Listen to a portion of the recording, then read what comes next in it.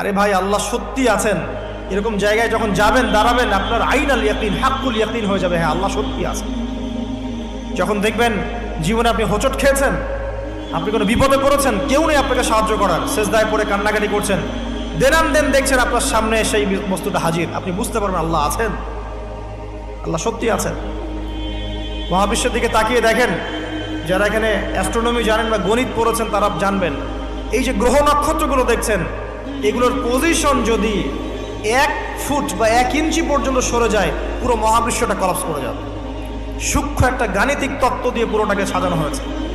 যদি চাঁদ 1 হাত সামনে চলে আসে, পৃথিবীর 1 হাত সামনে, এই পৃথিবী আর চাঁদের এই যে দূরত্ব, এর থেকে যদি 1 হাত সামনে চলে আসে, সূর্য যদি একটু পিছিয়ে যায়, দেখবেন যে পুরো পৃথিবীর বিশাল একটা অংশ এই যে বরফে ঢেকে যাবে, থাকবে না।